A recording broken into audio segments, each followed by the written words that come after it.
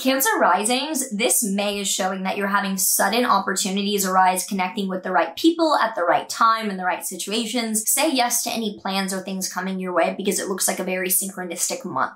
If you're excited to dive into what exactly we can expect for this May 2023 for you, make sure to like, subscribe, and hit that notification bell so that you are always up to date with what the stars have in store for you. If you're new here, hi, I'm Maren. I make videos about astrology using the tropical zodiac with Western astrology techniques, and I make videos every month for all of the rising signs, individual transits, new and full moons, and other important astrological events. So if that sounds good to you, welcome and subscribe. So we start out on the 2nd with the Sun-Mercury cazimi in your 11th house of groups, friends, or networking, showing that starting off the month, you're likely to have a sudden realization or invite around your friends that leads to some new beginnings or some clarity with how you're interacting with them. Then from the 4th to the 5th, Venus in your 12th house will square Neptune in your 9th house. So there's a lot of focus on your mental health and improving that in the beginning of the month. And squaring Neptune in your 9th house shows that your school or your travel could be leading to some issues that make it feel a little bit unstable or unclear what to do next.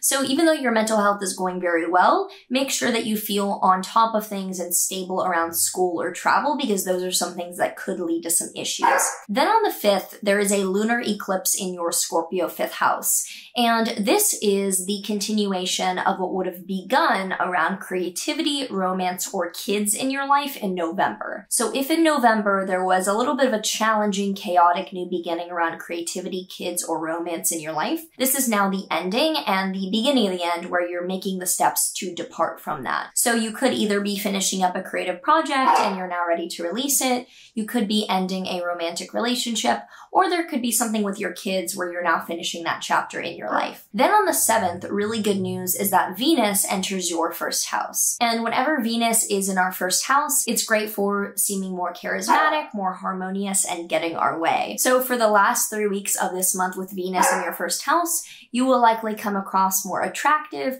more harmonious, and be able to get what you want quite a bit easier.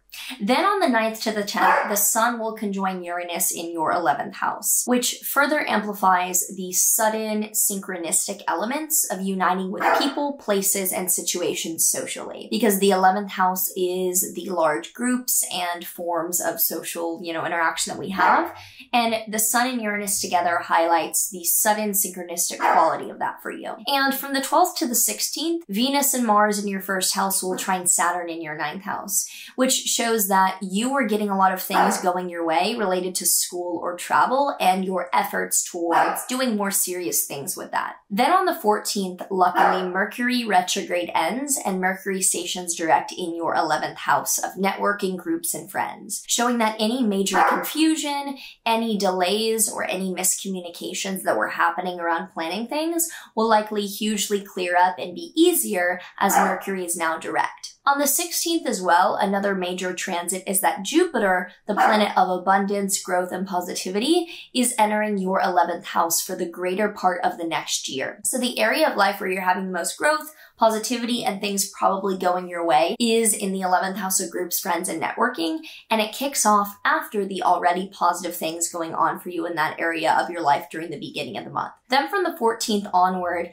Jupiter in your 11th house will square Pluto in your 8th house, so the social connections you're making, the people you're getting along with, and all of these rapid proceedings are likely leading to the need to transform your finances or the way you have your money set up. On the 19th, there is then a new moon in Taurus in your 11th house, further confirming that by the end of the month, there's a very clear new beginning that you are starting to do around friends, networking, or larger groups in your life. However, from the 19th to the 21st, Mars in your 2nd house will oppose Pluto in your 8th house. So an area where there could be some trouble nearing the end of the month could be finances, where you feel like you need to manipulate or change things pretty rapidly. And from the 20th to the 25th, Mars will square Jupiter in your 11th house. So this does show that the friends and the people you're connected to are motivating you to make these changes in a positive light. But from the 20th onward, with Mars in your 2nd house in Leo, the major challenge or place of effort in your life will will be finances. And finally, we end the month with the last few days a lot more inward focus, as the sun will have entered your Gemini 12th house of mental health and isolation. So you might be quite a hermit to end out the month, especially from the 27th to the 29th, when the sun will square Saturn in your 9th house, showing that school or travel obstacles could lead to being particularly more introverted. If you have any thoughts around what this means for you this month, do comment them down below. I would be interested in hearing how you're feeling about this upcoming May.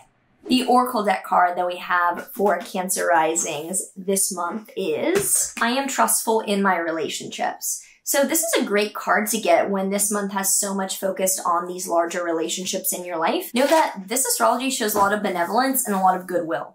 If you enjoyed this and you would like to learn more with me, I do offer daily horoscopes, weekly horoscopes, and other exclusive content at my passes link down below. You can find all sorts of courses and more extensive videos there, as well as my private readings if you want a one-on-one live session with me for your chart. Those are linked down below too. Otherwise, I wish you a very happy May and end to eclipse season, and I will see you in the next one.